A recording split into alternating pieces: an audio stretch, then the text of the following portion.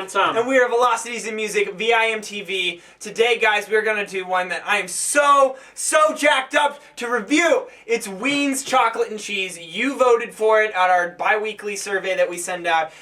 We decided we had to do a Ween album. It was time. Yeah. It was time. And, Hey, and well... keep talking. I didn't change my shirt. I'm just going to take this one off. Oh. Okay, good to go. Woo! All right. I gotta take my glass. I'm sweating now, everyone. We really wanted to do a Ween album because they haven't come out with a new album in, what, 4 years now? Oh, man, 4 years. Ween, please come out with a new album. And we both love Ween. Now, Chocolate and Cheese is neither of Tom and I's favorite. Both of our favorite is Pure Guava. But, we had you guys vote on the Mollusk and Chocolate and Cheese, which I think are their more popular albums.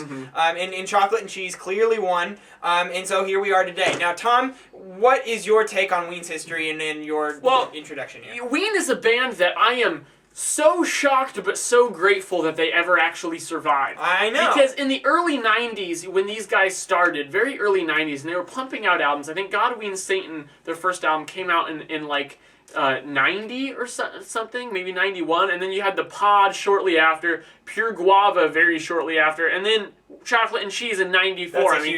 That's how, and the jump in just songwriting style and quality and production quality over like 3 or 4 years and 4 albums is just astonishing. And especially considering, this is the kind of thing that I would think there'd be a market for today, but not in the early 90s. It's really astonishing. The closest thing I could compare some of their early stuff to is maybe like a very, very less accessible Beck.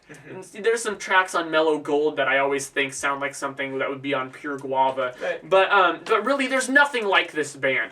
And the remarkable thing about Chocolate and Cheese is that it all of a sudden it becomes so much more refined. And it's still goofy, it's still absurd, but in a way that's understandable and more accessible. And damn it, the sump pump's gonna come on. Sumpy! Let's get this Sumpy! done. We're gonna talk loud for a minute. So, the thing is, though, it's a give and take, because the reason I like Pure Guava so much is that it's the height of their absurdity, but it's also so cohesive. That album flows, and all the songs have such... the songs just glue themselves together. The production style is so they work off of consistent. each other, too. Consistent. That's what I was looking for.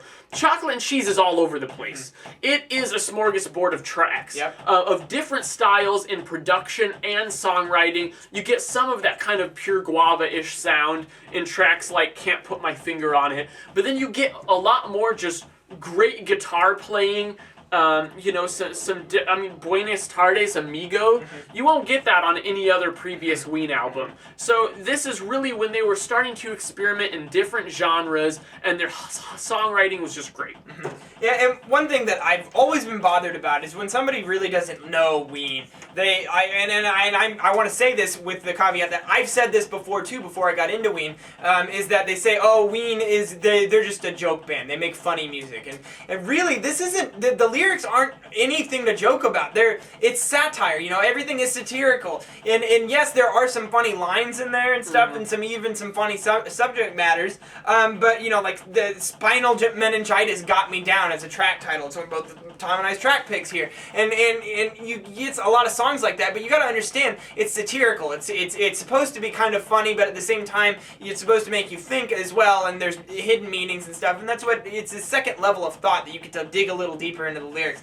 Now, I do view that as a barrier to entry for Ween, and one that I felt very severely. I really only liked one Ween album, The Mollusk, before I got into any other Ween album. And then I had this, one night, I just had this crazy dream. And this is a true story, everybody. I'm going to describe this crazy dream. So I have this friend named Quinn. He's a curly-haired guy. He's not very serious. He's messy and everything. But he's a pretty nice, just clean-cut guy. And anyways, I was living with him at the time, and I lived in the basement. He lived upstairs. And I had this dream that I walked upstairs, and he came, and he was in his room, and he was listening to Ween. He had Spinal Meningitis blaring, and it was just, this room was shrouded in blue light, and he was laying there against the wall going, man, it's just so beautiful.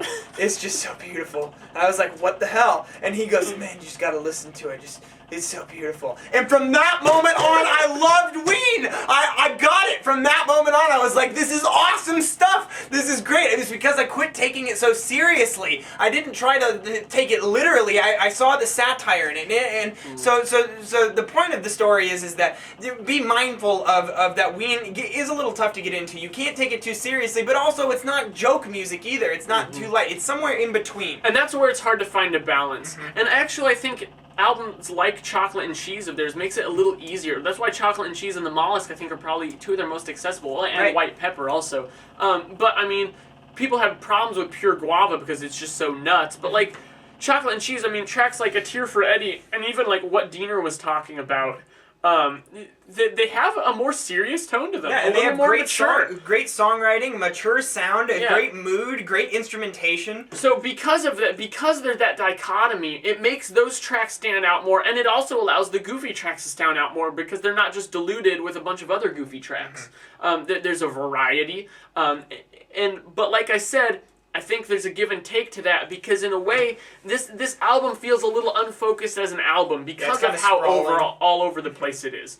And I think I'll always prefer albums like Pure Guava and The Mollusk to this one just because they seem more themed and more unified, whereas this one's just like good track, good track, good track, good track all over the place. Yeah, and the compilation feel, we've said this in previous episodes, the compilation strategy works really well when all the tracks are good. And here it works really well because all the tracks are good. But it's still, I mean, when you have an album where it's a compilation versus a theme thing where all the tracks are good, I think most people will eventually go towards a themed album. So I agree with you there. I'm feeling a 91 on this one. I'm going 90. Well, we love Ween. There's a great score for a great album. If you haven't checked out Chocolate and Cheese, you know, it's from the 90s. Go check it out. You'd like it. I promise that if you give it enough time, you'll at least on this album find a couple tracks that you'll enjoy and hopefully can enjoy the whole album. If you've listened to Ween or are listening to it and want to comment, we'd love to talk to you about it at www.velocitiesandmusic.com or youtube.com/velocitiesandmusic. Follow us on Twitter, like us on Facebook, and I think that wraps our review up.